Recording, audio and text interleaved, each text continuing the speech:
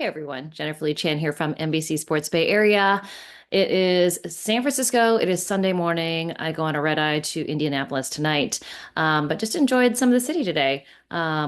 Walked down to Arsicle Bakery, and let me tell you, it lives up to the hype. So it's kind of one of my bookmark spots that I hadn't been to before.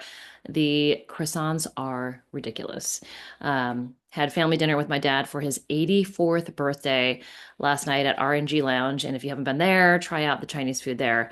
And then Ferry Terminal Building also yesterday during the day. My dad took him to Humphrey Slocum for some ice cream. We had some El Porteño empanadas. Basically, it was a food tour for 24 hours. But our so-called bakery was fantastic and met a lovely 49ers fan, Howard, at Arsicle, and we chatted a little bit about the 49ers. And I was going to want to talk a little bit about what the expectations are for the 49ers going forward. And I think really what the 49ers need to do, I think the first job that they need to kind of accomplish during the offseason, during free agency, of course, there's the combine tomorrow and throughout the week. But they really need to lock down a veteran receiver. I just think back to when they brought in Emmanuel Sanders and how they changed the vibe in the wide receivers room. And I really do think they need to do that again with Debo Samuel likely not returning and Brandon Ayuk not being in the room till who knows how long. I mean, he injured his ACL in week 7. He could come back at some point. Maybe maybe he starts practicing again week 1. Maybe he's, back by week 7. I think guys really just it takes him a full year to be up to speed.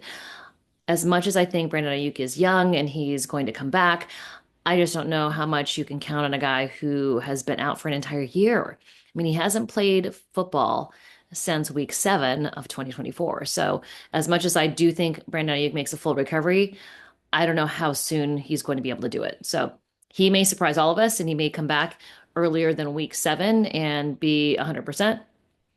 Stranger things have happened. So Nick Bosa came back about 11 months. But I do think that the 49ers need to lock down another veteran wide receiver, just like they did Emmanuel Sanders. And it could be Cooper Kupp. It could be Tyler Lockett, but they need to have that veteran presence, a guy who's reliable, who's going to be a good route runner to help Brock Purdy on the checkdowns, maybe on deep throws. But he's got to have a guy outside of Juwan Jennings who did a fabulous job in 2024. Ricky Pearsall will be getting back up to speed. There is Jacob Cowing, but you need that wide receiver one guy. If you're not going to have Debo Samuel and you're not going to have Brandon Ayuk, I am sure that the 49ers front office and scouting department is looking for a guy that they can bring in as a bridge to kind of bring Ricky Pearsall up to speed. I mean, Ricky Pearsall has had Debo Samuel as a mentor, Brandon Ayuk, but with both of those guys out, Juwan Jennings is amazing at what he does, but he's just not a guy who would be a wide receiver one on every other team in the league. Not no knock on Juwan Jennings. He is fantastic. But he's one of those kind of physical guys. He runs people over. I mean, he's third in Juwan for a reason. And the 49ers should be looking to bring in a veteran to be with that group. Another guy that could be a candidate to come in, I think he would be a great addition, would be Keenan Allen. Keenan Allen may or may not be able to, he's made a lot of money in his career. He could be a guy that could come in on a 1 year deal, lower amount of money, and I'm sure he wants to be on a team who could be a contender.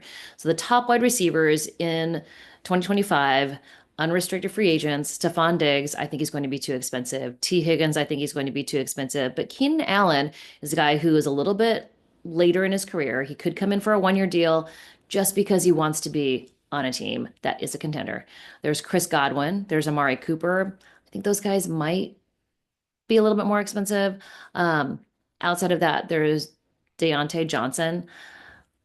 DeAndre Hopkins is a guy I don't think the 49ers go for him, but his rival on the 49ers was Debo Samuel. So we'll see what happens there. There's Mike Williams, there's Brandon Cooks, Robert Woods, Marquise Brown. Darius Slayton, and Demarcus Robinson.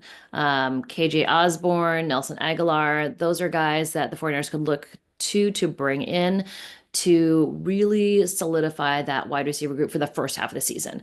And I think, especially with a guy like Keenan Allen, he has had some injuries along the way because he's a little bit older. He's had those issues, but he's a guy that is not going to need to be playing every down. Keenan Allen is a really fantastic route runner. He's a mature guy. He's a football player. He's a veteran, a good locker room presence. So he's a guy that could come into the 49ers and make an impact.